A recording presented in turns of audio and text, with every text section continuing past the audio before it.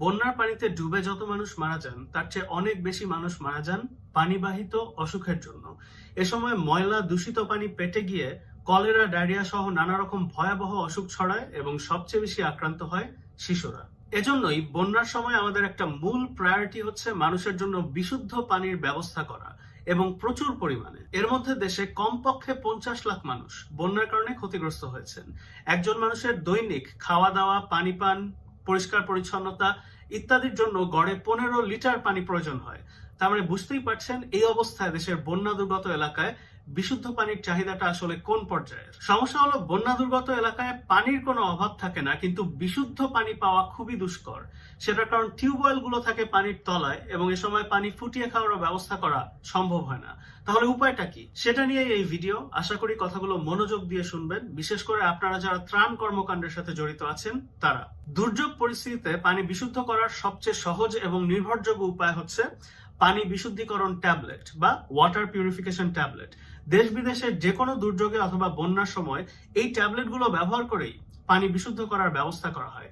কিন্তু এখানে একটা গুরুত্বপূর্ণ কথা আছে, বন্যার পানি সাধারণত অত্যন্ত ঘোলা হয়।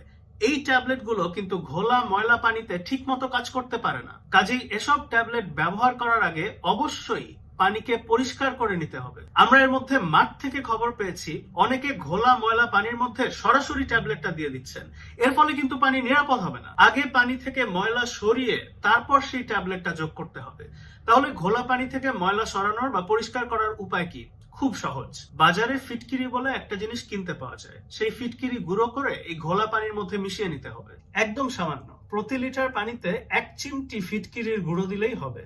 মানে একটা কলসের মধ্যে যদি 20 লিটার পানি থাকে সেখানে মোটামুটি আধা চামচ ফিটকিরির গুঁড়ো বা পাউডার দিয়ে দিলেই কাজ হয়ে যাবে। তো এরপর পানিটাকে একটু নেড়ে যদি আধা ঘন্টা 1 ঘন্টা রেখে দেন, দেখবেন তার মধ্যে পানির সমস্ত ময়লা একদম তলানি হয়ে পাত্রের নিচে জমা হয়ে গেছে। এরপর উপরের পরিষ্কার পানিটাকে অন্য একটা পাত্রে ঢেলে নিলেই হবে। ধরেন কথার কথা আপনার হাতে ফিটকিরি নেই অথবা পানিটা অত বেশি ঘোলা নয়, সেক্ষেত্রে কি করবেন?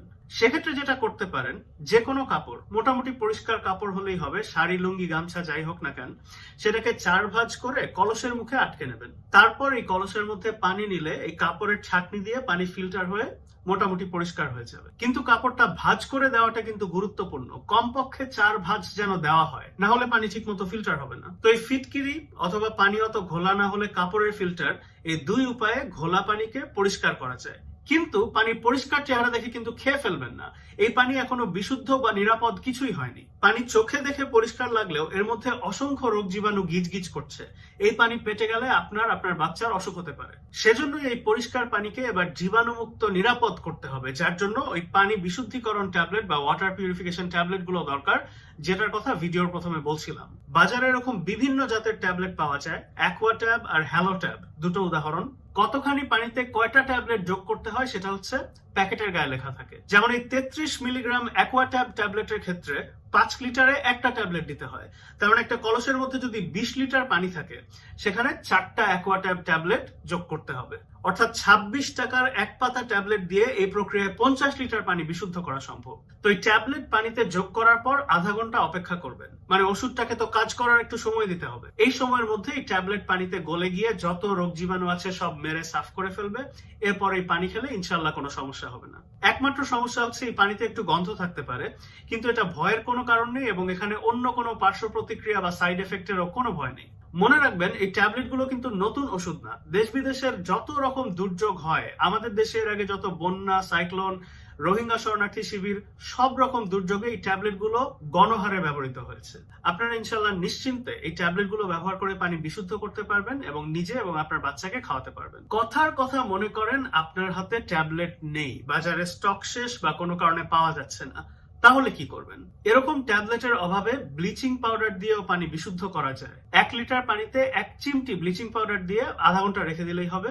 তারপর আপনি পানিটা খেয়ে ফেলতে পারবেন। এটাই হচ্ছে পানি বিশুদ্ধ করার সবচেয়ে সহজ উপায়। আপনারা যারা ত্রাণ কর্মকাণ্ডের সাথে জড়িত আছেন, আমি আপনাদের অনুরোধ করব অন্যান্য ত্রাণ সামগ্রীর পাশাপাশি যথেষ্ট পরিমাণে পানি বিশুদ্ধিকরণ ট্যাবলেটও রাখার ব্যবস্থা করবেন, সাথে ফিটকিরি এবং প্রয়োজনে ব্লিচিং পাউডারও। একই সাথে আপনারা স্থানীয়দের শিখিয়ে দেবেন কিভাবে এই প্রক্রিয়ায় পানি বিশুদ্ধ করে খেতে হয়। তো চলুন এবার সংক্ষেপে পুরো জিনিসটা একবার ঝালাই করি।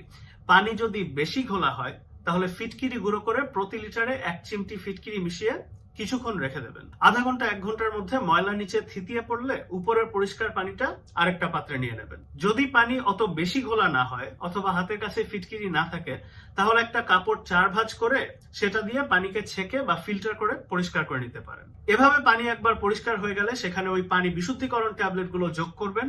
প্যাকেটে যে কয়টা লেখা আছে সে কয়টা। ট্যাবলেট না থাকলে ব্লিচিং পাউডার প্রতি লিটারে 1 চিমটি। তারপর পানিকে আরো আধা ঘন্টা রেখে দেবেন, ওষুধটা যাতে কাজ করার সুযোগ পায়। বাস, বিশুদ্ধ পানি। তো আমি এই ভিডিওতে যে কথাগুলো ভেঙে বললাম সেগুলোই আইসিডিডিআরবির একটা ছবিতে সুন্দর করে সংক্ষেপে দেওয়া আছে। পাশাপাশি তারা একটা ভিডিও বানিয়েছেন যেখানে পানি পরিশোধনের প্রক্রিয়াটা হাতে কলমে দেখানো হচ্ছে। যারা ত্রাণ কর্মকাণ্ডের সাথে জড়িত আছেন আশা করি এই ছবি এবং ভিডিও দেখে নেবেন।